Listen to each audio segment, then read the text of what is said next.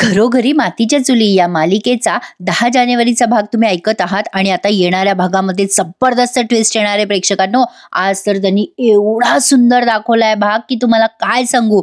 या सुमित्राबाई सगळ्यांचा विरोध पत्करून पुन्हा ओवीला भेटायला जातात, पण हे ऋषिकेशला कळल्यानंतर ऋषिकेश पुन्हा जाऊन तिथे अपमान करतो त्यांचा आणि आता सुमित्राबाई किडनॅप झाल्यात. हे सगळं काम ऐश्वर्याचं आहे, पण सारंग आता या ऋषिकेशच्या घरी जाऊन त्याला धमकी देऊन येतो की माझी आई जर भेटली नाही ना तर तुला सोडणार नाही, सावत्र रणदिवे. बाप रे बाप, एवढा तमाशा. आता ऋषिकेशच्या डोळ्यात पाणी आलंय त्याच्या आईसाठी.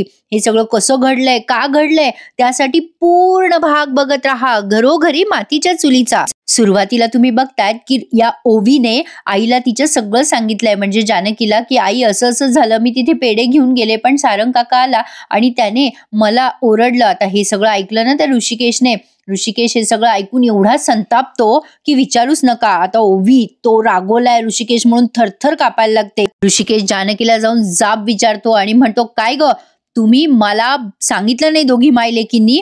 ओवी आशीर्वाद बंगल्यावर गेली होती, मी काय विचारतोय जानकी, हो किंवा नाही उत्तर दे पटकन. आता ओवी लागते रडायला, तिचे बाबा भडकलेत. जानकी पुढे काही बोलणार तेवढ्यात हा ऋषिकेश म्हणतो, आता बस कर जानकी, बस कर. मला वाटलं होतं की आपल्या नात्यामध्ये काही लपवाछपवी नाहीये, पण मी खरंच मूर्ख आहे ग जानकी. तू आता माझ्याशी खोटेही बोलायला लागलीस, सगळ्या गोष्टी लपवायला लागलीस माझ्यापासून तू जानकी. की काय गो ओवी, कधीपासून सुरू आहे हा सगळा लपाछपीचा खेळ? आता ऋषिकेश एवढा संतापलेला असतो की ओवी थरथर कापायला लागते. ऋषिकेश म्हणतो, काय विचारतोय मी? आता जानकी म्हणते, नाही आहो तसं काही नाही, आजच गेली होती ती आजीला भेटायला. आता जानकीचा हात हा ऋषिकेश डोक्यावर ठेवतो आणि म्हणतो, शपथ घे माझी जानकी, खरंच ओवी आजच गेली का तिच्या आजीला भेटायला? घे माझी शपथ. मग जानकी सगळं कबूल करते की हो, ओवी या आधी भेटत होती तिच्या आजीला आणि आज पण गेली होती हो भेटायला तिच्या आजीला. आता हे सांगताना जानकीच्या डोळ्यात पाणी आलंय. जानकी म्हणते, त्या ओवीच्या आजी आहेत आणि ओवी त्यांची नात आहे. जन्म झाल्यापासून त्या एकमेकींच्या जवळ आहेत आणि एकमेकींची ओढ आहे त्यांना. असं का बोलताय ऋषिकेश? भेटल्या त्या दोघी तर काय बिघडलं हो?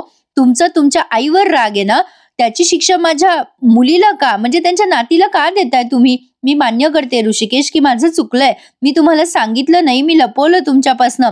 मला माहित होतं तुम्हाला आवडणार नाही, या सगळ्याचा तुम्हाला त्रास होईल मला माहित होतं, पण तुम्ही समजून घ्या ना ऋषिकेश. आईला आणि ओवीला एकमेकींविषयी ओढ आहे, प्रेम आहे, त्या भेटल्या एकमेकींना तर काय चुकलं? ऋषिकेश आता एवढा संतापतो आणि ओवीचा हात धरून म्हणतो, हे चुकलंय त्यांचं.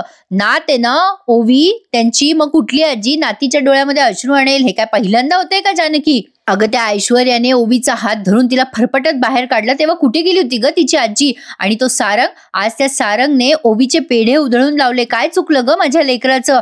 जानकी, एवढं सगळं झाल्यावर मी शांत बसेल असं तुला वाटलंच कसं ग? तुझ्या आईमध्ये किती वाघीण शिल्लक आहे ना ते माहिती नाही मला, पण आता माझ्या मुलीच्या डोळ्यात अश्रू आलेत ना, त्या माणसामुळे मी त्या माणसाला लांडग्यासारखं फाडून खाणार आहे जानकी. आता जानकी घाबरते खूप. आता ऋषिकेश म्हणतो, जानकी, मी आता त्या सारंग रणदिवेचं काय करेल ना ते सांगता येणार नाही. आता जानकी ऋषिकेशला खूप थांबवते आणि म्हणते, थांबा ऋषिकेश, प्लीज थांबा.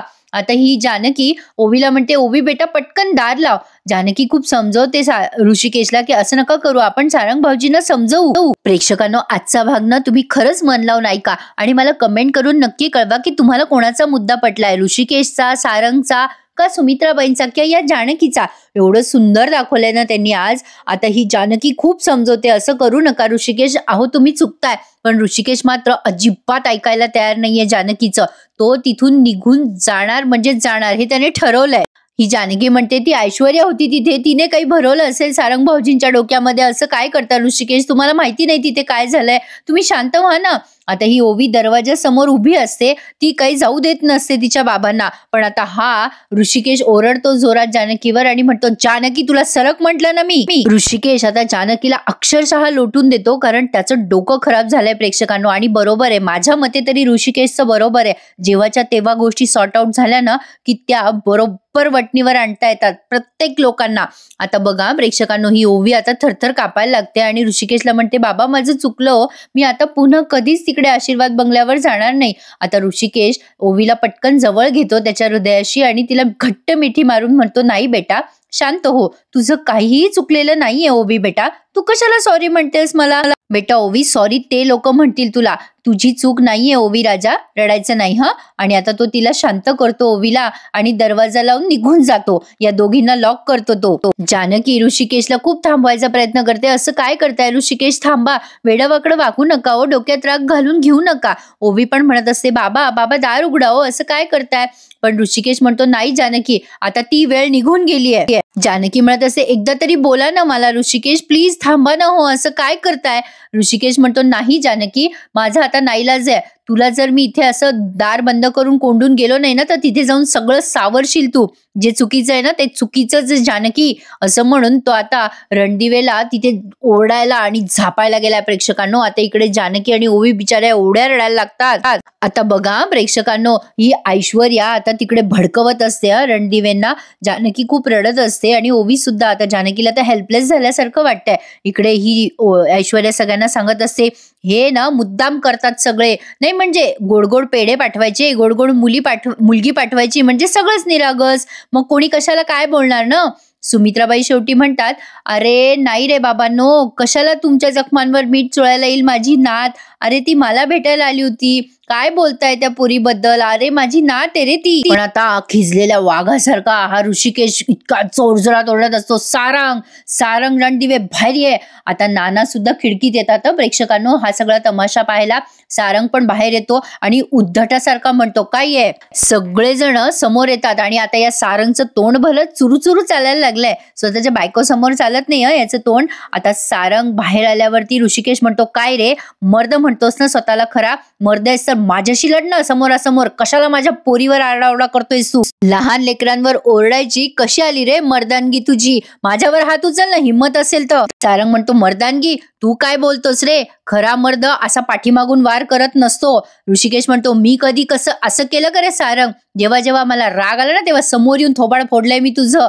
आता सारंगला ते आठवतं बरं का सगळं, पण तरी हा चुप्पच बसलेला आहे. आता सारंग म्हणतो त्याच्या आईला, बघ आई कसं बोलतोय तो, तुझ्यामध्ये एवढी खुमखुमी असेल ना तर कशाला स्वतःच्या पोरीचा वापर करायची दुर्बुद्धी झाली रे तुझ्यात. अरे अरे अरे प्रेक्षकांनो, इतकं गचाळ बोलतो हा सारंग आता त्या ऋषिकेशला खूप लागतं ते. ऋषिकेश म्हणतो काय बोललास, मी माझ्या मुलीचा वापर करतोय. सारंग म्हणतो बघ आई बघ कसा बघतोय, जसं काहीच माहिती नाहीये त्याला. सुमित्राबाईंना पण खूप त्रास होत असतो या दोघांची भांडणं बघून. आता सारंग म्हणतो आई बघ कसा नाटकं करतोय, स्वतःच्या पोरीला इकडे खबरी बनवून पाठवतो आणि ती पोरगी इथून जाताना हातावर खाऊ आणि ओठावर आमच्याकडची बातमी घेऊन परत जात असेल ना. आता मात्र ऋषिकेशला हे वाक्य असह्य होतं आणि आता सारंगच्या तोंडात मारायला निघालेला असतो हा ऋषिकेश. तेव्हा या सुमित्राबाई जोरात ओरडतात त्याच्यावर, ऋषिकेश थांब. आणि कसं का होत नाही प्रेक्षकांनो, आईच्या एका शब्दाखातर ऋषिकेश स्वतःला थांबवतो. इकडे नाना डोक्याला हात मारून घेतात. सारंग एवढ्यावरच थांबलेला नाहीये, सारंगने ऋषिकेशचा खूप अपमान केलाय. एवढं करून सुद्धा ऋषिकेश माघारी फिरत असतो. पण आता तो सुमित्राबाईंना म्हणतो बघा काय बोलला तुमचा मुलगा, मी तुमच्या खबरी काढून घेण्यासाठी माझ्या मुलीला तुमच्या घरी पाठवतो. अहो हे बोलताना जीभ झडली नाही का याची, माझ्या 9 वर्षाच्या मुलीचा वापर करेल का मी? तुम्हाला सांगितलं होतं मी हॉस्पिटलमध्ये आला होता तेव्हा की ओवीला भेटत जाऊ नका. घराबाहेर काढताना तुम्हाला वाटलं नाही का काही की एवढ्या लाडक्या नातीपासून मी कशी काय दूर राहील. आणि आता तुमचं हे उतू चाललेलं प्रेम आहे ना, त्यासाठी स्वतःला आवर घाला सुमित्रा रणदिवे, कारण तुमची माणसं खऱ्याचं खोटं आणि खोट्याचं खरं करायला बरोबर शिकलीये हो. आता या सुमित्राबाईंना तर अश्रू इतके अनावर झालेत की काय सांगावं. ऐश्वर्या मस्त मजा मारतीये तिथे उभी राहून. ऋषिकेश पुढे म्हणतो आमच्या घरात लेकीबाळीचे लाड पुरवले जातात, लेकीबाळीचे वापर करून घ्यायची सुरुवात तर तुम्हीच केली आहे ना. ही तुमची सून ऐश्वर्या, हिनेच पाठवलं होतं शरीवला आमच्या घरी. ऐश्वर्या आता ऋषिकेशला उद्धट सारखी बोलते आणि म्हणते ओ माझ्याकडे काय बघताय, मी काय केलंय. मग आता ऋषिकेश पुढे म्हणतो टेंडरसाठी शरूला तू आमच्या घरी पाठवलं होतंस ना, बोल ना आता, तोंड का शिवलंय तुझं, का गप्प बसलीस ऐश्वर्या. दुसऱ्यांच्या गरजाचा पायरी म्हणून वापर करता आणि मला म्हणता की मी माझ्या मुलीला खबरी म्हणून इथे पाठवतो. लाज वाटते का तुम्हाला हे सगळं बोलायला. ऐश्वर्या म्हणते मग कशाला पाठवता तुम्ही तुमच्या मुलीला, इथे कशाला येते तुमची पोरगी नेहमी. आता ऋषिकेश चिडतो आणि म्हणतो ए गप्पाबास, तुझ्या घाणेरड्या तोंडातून माझ्या पोरीचं नाव घेऊ नकोस ऐश्वर्या. मग आता सारंग म्हणतोय ए दादा गप्पा बस तू, माझ्या बायकोचं नाव घेऊ नकोस. आता मात्र ऋषिकेश संतापतो आणि म्हणतो काय करशील रे, काय करशील, मारशील मला. दोघे एकमेकांची कॉलर धरायला लागतात. शेवटी सौमित्र मध्ये पडतो आणि या दोघांना शांत करायचा प्रयत्न करतो. बाप रे बाप प्रेक्षकांनो, काय तमाशा झालाय. पण कुठेही हे बघत असताना असं जाणवलं नाही प्रेक्षकांनो की कुठे अतिशयोक्ती आहे. खूपच अप्रतिम दाखवलाय त्यांनी भाग. आता हे रडायला लागतात शेवटी ही अवंतिका आणि सौमित्र, दोघांच्याही डोळ्यात पाणी आलंय. सारंग आणि ऋषिकेश एकमेकांना लुचतायत. अरे देवा, काय प्रेक्षकांनो, काय वेळ आली आहे बघा ना या घरावर. आता इकडे ओवी पण रडत असते तिच्या आईजवळ. ती म्हणत असते, आई हे सगळं माझ्यामुळे झालं का ग. जानकी विचार करत असते काय झालं असेल तिकडे, देवा आता मी काय करू. ओवी खूप छान बोलते तिच्या आईला या क्षणी. जानकी म्हणते, ओवी तुझ्यातला निरागसपणा आणि शाणपणा मोठ्यांनी घ्यायला हवा ग. मग आता ओवी म्हणते, मग सगळे मोठे असून का चांगले वागत नाही ग आई, सगळे तुझ्यासारखे हवे होते ग मला. जानकी म्हणते, बेटा जसा माणूस मोठा होतो ना तसा त्याचा अहंकार पण मोठा होतो ग, आणि तो माणसापेक्षा मोठा होत जातो ग ओवी. आता मनातल्या मनात जानकी म्हणते, जे लहान मुलांना कळतं ते मोठ्या माणसांना खरंच का कळत नसेल. ऋषिकेश तावातावाने निघून गेले, आता ते काय करत असतील तिथे. जानकी खूप घाबरते आता मनातल्या मनात. पण प्रेक्षकांना इथून पुढचा सीन पण अप्रतिम दाखवलाय त्यांनी. आज आवडलं असेल ना तर प्लीज एखादा लाईक करायला विसरू नका हं. जानकी स्वतःची समजूत घालतीये ओवीची समजूत काढता काढता. आता इकडे सौमित्र मध्ये पडतो आणि ऋषिकेशला सांगत असतो की दादा अरे तू जरा शांत हो ना, असं काय करतोयस. ऋषिकेश म्हणतो, आयुष्यभर तेच करत आलो ना रे सौमित्र, मी काय केलं मी. अरे माझ्या समजूतदारपणाची किंमत मोजायला लागलोय मी आता, मला सगळं कळतंय रे. सौमित्र त्याला ऋषिकेशला म्हणतो, दादा तू शांत हो, तू शांत झाल्यावर बोलू आपण नंतर. ऋषिकेश म्हणतो, काही मगबिग बोलायचं नाही काय हो, कोर्टात सुद्धा असंच करता का तुम्ही वकील साहेब. आरोपी आणि फिर्यादीची डोकी फिरले म्हणून केस पुढे ढकलता का. सांग ना सौमित्र, बोल. अरे मला तर तुझ्याशी बोलायचीच इच्छा नव्हती रे. तू आणि जानकीने मिळून माझ्या वाढदिवसाच्या दिवशी जे काही दिवे लावलेत ना, खरं तर मला आता असं वाटतंय की तुम्ही सगळ्यांनी मिळूनच ओवीला भेटायचा प्लॅन केला होता. ती शरूचा वापर करून घेतला तुम्ही आणि आता माझ्या ओवीचा वापर करून घेतला. मग आता हा सौमित्र म्हणतो, दादा अरे तुझ्या मनात गैरसमज आहे, असं नाहीये रे बाबा काही.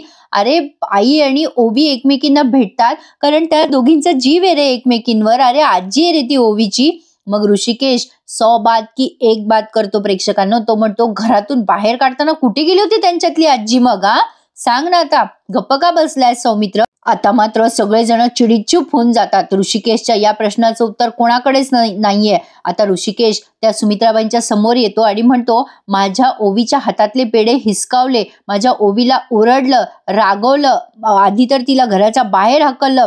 हे सगळं होत असताना तुम्ही कुठे होत्या सुमित्राबाई, सांगा ना मला. काय केलं काय तुम्ही रणदिवेबाई. नात कितीही दुखावली गेली तरी चालतं तुम्हाला, पण ह्याला नाही मारायचं, या सारंग रणदिवेला. हा तर रोज मार खायच्या लायकीचा आहे. एकदा पण तुम्हाला त्याच्या कानाखाली माराविषयी नाही वाटली माझ्या ओवीसाठी. आता मात्र सुमित्राबाई चिडीत चूप. आता ऋषिकेश पुढे म्हणतो, कसं मारताल. बरोबर आहे, नात कितीही दुखावली गेली तरी चालेल, पोटच्या पोराला कसं माराल ना तुम्ही. तो पोटचा आहे आणि मी मात्र सावत्र आहे ना. असं बोलल्यानंतर सगळ्यांच्याच डोळ्यात टचकन पाणी आलंय.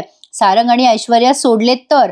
ऋषिकेश आता असं बोलतो आणि आता तिथून निघून जात असतो. पण आता सौमित्र म्हणतो, थांब दादा, अरे असं काय करतो, आईला वाईट वाटतंय रे तुझ्या बोलण्यामुळे. आता ऋषिकेश म्हणतो, बरोबर आहे रे तुमचं, तुमच्या आईला वाईट वाटलं की तुम्हाला त्रास होतो नाही सगळ्यांना, आणि आमचं काय रे. अरे सौमित्र, हे असं झालं की एका पोराला मारून मारून हात सुजले तरी चालतं, पण सुजलेल्या हाताची कीव येणार तुम्हाला. अरे पोराच्या पाठीवरचे वळ दिसले नाही का रे तुम्हाला. सौमित्र म्हणतो, दादा अरे काय चालवलंय रे आपण सगळ्यांनी. ओवीला रडवलं म्हणून तू आईला रडवलंस ना, इथे येऊन वेडे झालात तुम्ही सगळेजण. ऋषिकेश म्हणतो, तू तर मला शहाणपणा शिकवायला जाऊ नकोस. तुझं हे कोर्टाचं ज्ञान आहे ना, तुझ्या जज समोर दाखव. तुझा काही संबंध नाहीये या प्रकरणाशी. आणि आता पुन्हा ऋषिकेश सारंगला मारण्यासाठी म्हणून पुढे येतोय आणि सौमित्र त्याला रोखतोय. शेवटी अवंतिका ओरडते जोरात आणि म्हणते, बस बस करा. ऋषिकेश, सौमी, तुम्ही दोघं का भांडतायत या सगळ्यासाठी. हा सगळा तमाशा होत असताना नाना सुद्धा त्यांचे अश्रू थांबवू शकले नाहीत. खूप छान दाखवलंय त्यांनी प्रेक्षकांनो. आज तुम्हाला काय सांगू. आता बघा शेवटी हा सौमित्र म्हणतो, दादा अरे शांत हो ना रे. अरे मी माझ्या कुटुंबाचे असे हाल नाही बघू शकत रे. अरे मला नाही बघवलं जाते. तू सुद्धा आमच्या कुटुंबाचा भाग आहेस रे दादा. आता मात्र ऋषिकेश म्हणतो, अजिबात नाही, मी या कुटुंबाचा भाग नाहीये. अवंतिका, तुझ्या नवऱ्याला सांग मध्ये मध्ये बोलू नकोस. आता सौमित्र म्हणतो, दादा मी मध्ये बोलणार, कुटुंबाचा प्रश्न आहे रे, असं काय करतोयस? आता मात्र ऐश्वर्या विचार करते, बरं झालं आता आज रात्री मी शांतपणे झोप घेणार. या ऋषिकेश आणि सौमित्र मध्ये भांडणं लागले ना, बरं झालं. दोघांना फार पुळका होता एकमेकांचा. ऐश्वर्या मनात विचार करते या सगळ्या गोष्टींचा. अवंतिका या दोघांना थांबवायचा प्रयत्न करतीये. आता मात्र ऋषिकेश सौमित्रला म्हणतो, अजिबात नाही, अजिबात नाही सौमित्र, मी तुझ्या माणसांमध्ये येत नाही ना, मी ना माझी बायको ना माझी मुलगी, हेच सांगायला मी इथे आलोय. आणि खरं तर मी हे सगळं सुमित्रा रणदिवेंना सांगायला आलोय. पुन्हा जर काही असं घडलं आणि माझ्या मुलीच्या डोळ्यात पाणी आलं तर मी कोणाला सोडणार नाही. सुमित्रा रणदिवे, माझ्या मुलीला भेटायचा प्रयत्न करू नका. आणि आता ऋषिकेशने सगळ्यांना धमकी दिली आहे, पुन्हा जर का माझ्या मुलीच्या वाट्याला जाल तर माझ्या इतका वाईट कोणीच नसेल, कळलं? असं म्हणून तो सगळ्यांकडे कटाक्ष टाकतो आणि तिथून निघून जातो. आणि ऋषिकेश अगदी हात जोडून विनंती करतो बरं का त्या सुमित्राबाईंना, की यापुढे तुम्ही माझ्या घरात किंवा माझ्या मुलीला भेटायला येऊ नका. अगदी स्पष्टपणे त्याने सांगितलंय बरं का. आता बघा प्रेक्षकांनो, सुमित्राबाई मात्र नुसत्या रडतायत, तिकडे नाना रडतायत, सगळे असे भांबवल्यासारखे एकमेकांकडे बघतायत. आणि हा सीन त्यांनी खूप वेळ दाखवलाय. तो सौमित्र बघतोय सारंगकडे, सारंग बघतोय ऋषिकेशकडे, सगळे टेन्शन मध्ये आहेत. आता काय हे होत्याचं नव्हतं होऊन बसलंय आणि काय हे भांडणं. बघा प्रेक्षकांनो, सगळ्या गावाला मात्र तमाशा आहे यांच्या भांडणाचा आणि यांच्यामध्ये गैरसमज झालेत ते वेगळे, पण या सगळ्याचा त्रास या सगळ्यांनाच होतोय. पण बाकीच्यांसाठी मात्र मस्त तमाशा चालू आहे, खरंय की नाही? यासाठी असे गैरसमज खरंच नकोत. फार अवघड असते हे सगळं प्रकरण. एनिवे, आपण फक्त मालिकेबद्दलच चर्चा करूयात म्हणा. आता सुमित्राबाई खूप खूप रडतात ऋषिकेश जेव्हा निघून जातो तेव्हा. आणि अवंतिका त्यांना समजवते की आई रडू नका, नानांची सुद्धा तीच अवस्था आहे. पण आता बघा प्रेक्षकांनो, सुमित्राबाईंना रिअलाइज झालंय की त्यांचं नेमकं काय चुकलंय. आता पुढच्या सीन मध्ये त्यांनी दाखवलंय. आता इकडे बघा, ही जानकी देवाजवळ प्रार्थना करत असते की देवा काहीही अघटित घडू देऊ नको, मी हात जोडते तुझ्या जवळ, पाया पडते, ऋषिकेशचा राग शांत कर. जानकी देवाजवळ प्रार्थना करत असते की तिच्या परिवाराचं प्लीज होत्याचं नव्हतं झालं नाही पाहिजे म्हणून. ओवी सुद्धा प्रार्थना करतीये. आता बघा सुमित्राबाई नानांजवळ मन मोकळं करत्या. खूप रडत असतात सुमित्राबाई आणि म्हणत असतात, बघा हो आपल्या घराला दृष्ट लागली हो, या पोरापोरांच्या भांडणामध्ये एक आजी एक आई हरली आहे. खरं सांगू का तुम्हाला, मला ना काही कळतच नाहीये माझं चुकलं काय आणि कोण जबाबदार आहे या सगळ्याला. आता नाना अगदी स्पष्टपणे सांगतात, तूच तूच जबाबदार आहे आणि असं कानाला हात लावतात. आणि मग सुमित्राबाई म्हणतात, काय सांगताय तुम्ही, मी जबाबदार आहे? नाना असे त्यांना खुणवतात की काही ऐकतेस तू कानाने आणि त्याच्यावरच विश्वास ठेवते. मग सुमित्राबाईंना ते कळतं बरं का प्रेक्षकांनो, आज ते खूप स्पष्ट बोलले. नाना जे खाणाखुणा करून बोलतात ते सुमित्राबाई त्यांच्या तोंडून बोलून दाखवतात. मी हलक्या कानाची ठरले ना, मी नको त्या लोकांवर विश्वास ठेवला ना. हो हो बरोबर आहे हो तुमचं, चूक माझीच आहे. मी जानकीला घराच्या बाहेर काढलं आणि घरातली सुख शांती सगळं निघून गेलं, माझं चुकलं. मला ना आता घरामध्ये हे सगळं परत आणायचं असेल तर जानकीला परत आणावंच लागेल. नाना असे खुणवत असतात, हो हो आण जानकीला परत. मग पुन्हा सुमित्राबाई म्हणतात, पण असं नाही करू शकत आहे ना, मी काय करू तेच मला कळत नाहीये. मला ना आता काही झालं तरी माझ्या ओवीला भेटायचंय, कोणी कितीही मला थांबवलं ना तरी सुद्धा. नाना त्यांच्या या मताशी अगदी सहमत आहेत प्रेक्षकांनो. आता पुढे बघा, खूप मोठा तमाशा अजून रंगणार आहे. बापरे बाप, आता हे किती दिवस यांचे भांडणं दाखवत आहेत ते जरा गौडबंगालच दिसतंय. असो, तर आता सुमित्राबाई नानांजवळ म्हणतात की काही झालं तरी मी ओवीला भेटणार. इकडे जानकी देवाची प्रार्थना करते. प्रार्थना संपल्यावर ऋषिकेश घरी येतात. आता ओवी म्हणते, आई बाबा आले ग. जानकी आता आल्या आल्या ऋषिकेशला विचारते, काय झालं ऋषिकेश, तुम्ही काही बोलला नाहीत ना तिथे जाऊन. आता ऋषिकेश जानकीला बोलतच नाही, त्याला खरं तर जानकीचा राग आलेला असतो. तो आता जानकीला म्हणतो, मला कशाला विचारतेस जानकी, विचार ना तुझ्या माणसांना, त्यांनी काय बोललं, मला काय उत्तर दिलं. माझ्या मुलीशी बोलायची त्यांना शिस्त नाही आणि मला शिकवताय आईशी आणि बाकीच्यांशी कसं वागायचं ते. आता बस झालं जानकी, आता मी तुमच्या दोघींची लपवाछपवी खपून घेणार नाहीये. एक गोष्ट लक्षात ठेव, माझ्या पाठीमागे तुम्ही मायले की कुठलाही खेळ खेळलात ना तर याद राखा. आता जानकी म्हणते, या खेळामध्ये तुमची आई आणि तुमची मुलगी अहो दोघी आहेत हो. अहो जेव्हा तुमची मुलगी आजीला भेटते तेव्हा तिला आनंद होतो. ऋषिकेश खरं सांगा, तुम्ही तुमच्या मुलीच्या डोळ्यात कधी अश्रू बघू शकत नाही ना, मग त्याच डोळ्यामध्ये तिच्यासाठी आजीसाठी किती प्रेम आहे, तिच्या डोळ्यामध्ये ते दिसत नाही का तुम्हाला. आता ऋषिकेश म्हणतो, मला जे सांगायचं ते मी सांगितलंय तुला. तुला जे बोलायचं ते तू बोललीस, पण आता लक्षात ठेव, खरं तर मी ही तुला ताकीद देतोय, यापुढे त्या घरातल्या लोकांशी कुठल्याही प्रकारचा संबंध ठेवायचा नाही जानकी. आणि जर तू माझं ऐकलं नाहीस तर याद राख, मग तू आहे आणि मी आहेस. यापुढे त्या घरातल्या कुठल्याच लोकांशी संबंध ठेवायचा नाही, ना माझी बायको ना माझी मुलगी. आता असं तो जानकीला ओरडतो. जानकीला आता समजे ना काय करावं नेमकं. आणि प्रेक्षकांनो, हा भाग त्यांनी संपवलाय. आता पुढच्या भागात सुमित्राबाई आणि ओवी दोघी फोनवर बोलल्या आहेत. सुमित्राबाई ओवीला सांगत असतात की मी तुझ्या शाळेत येईल. आता ते सगळं ऐश्वर्याने ऐकलंय. ऐश्वर्या ठरवते की सुमित्राबाईंना किडनॅप करायचं, पण तिने तत्पूर्वी एक प्लॅन केलाय. ऋषिकेशला फोन करून कळवलंय की सुमित्राबाई ओवीला भेटल्या पुन्हा. ऋषिकेश पळतच शाळेत जातो, पण आता सुमित्राबाई तिथे घाबरतात आणि बहुधा तरी लपतात काय की असं वाटतंय. अवंतिका आणि सौमित्र टेन्शन मध्ये आले. अवंतिका म्हणते आता आईनं कुठे शोधायचं. ऐश्वर्या म्हणते जानकीच्या घरात. सारंग आता तिथे जाऊन ऋषिकेशला धमकवतो, माझी आई जर सुखरूप घरी नाही आली ना तर तुम्हाला जेलची हवा खावं लागेल, सावत्र रणदिवे. अरे देवा. आता ही जानकी म्हणते अहो आई, आई भेटल्या होत्या का ओवीला? कुठे गेल्यात आई? सकाळपासून सापडत नाही म्हणजे? खरंय का? आई गायब आहेत सकाळच्या? अरे देवा. आता ऋषिकेश रडायला लागतो, कारण कुठेतरी त्याला गिल्ट वाटतंय की त्याच्यामुळे ती सुमित्राबाई हरवली म्हणून. आता प्रेक्षकांना बघूया सुमित्राबाई कुठे सापडतात का, ऐश्वर्या खरंच त्यांना किडनॅप करते. पुढचा भाग बघणं खूपच इंटरेस्टिंग आहे. त्यासाठी चॅनलला आपल्या सबस्क्राईब करा. भेटूयात उद्या सकाळी पुन्हा एकदा घरोघरी मातीच्या चुली या मालिकेच्या नवीन रिव्ह्यू सहित. तोपर्यंत चॅनल सबस्क्राईब करा आणि आपले सगळे रिव्ह्यूज एन्जॉय करायला विसरू नका. धन्यवाद.